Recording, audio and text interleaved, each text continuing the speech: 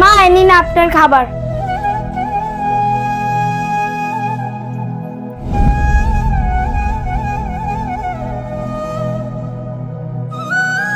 এটা একটা তরকারি আছে? আমি এত টাকা দিয়ে পনির কিনে আনলাম, এটা তোমার তরকারি আছে? নিয়ে আমি খাবো না।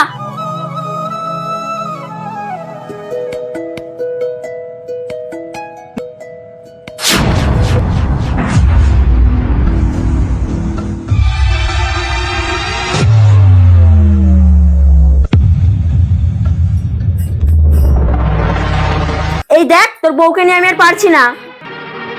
কেন, আবার কি হলো? শখ করে পনির কিনে আনলাম আমি খাবো বলে, তোর বউ এমন তরকারি করলো, মুখে দেয়া গেল না। এটা আবার রাগ করার কি আছে? তুমি ওকে একদিন রান্না করা শিখিয়ে দেবে, তারপর যদি খারাপ করে তখন বলবে। ও, তার মানে তুই এটা বলতে চাইছিস তোর বউ থাকতে থাকতে সংসারের কাজ আমাকে করতে হবে? সত্যি আমি তোর মতন একটা ছেলেকে পেটে ধরেছি। তুই যে বউয়ের গোলাম হয়ে যাবি এটা আমি কোনোদিন ভাবতেই পারিনি। বউকে মাথা তুলছিস তোল, একদিন দেখবি এই সংসারটাকে ধ্বংস করে দেবে। এটাই তফাৎ মায়ের মধ্যে আর শাশুড়ির মধ্যে। একটা মেয়ে যখন কোনো কিছু ভুল করে তখন তার মা তাকে শেখায়, বোঝায়। একটা বৌমা যখন ভুল করে তখন তার শাশুড়ি তাকে বোঝানো তো দূরের কথা, তার সাথে খারাপ ব্যবহার করে।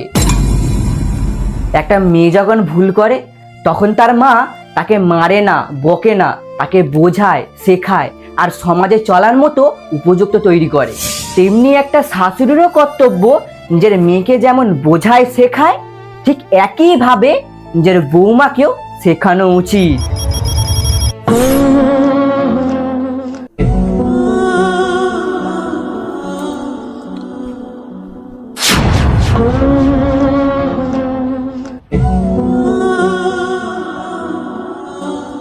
কি হলো, এখনো মন খারাপ করে আছো নাকি?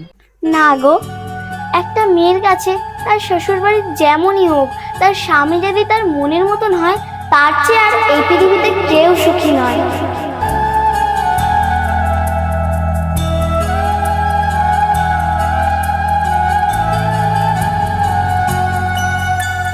चाह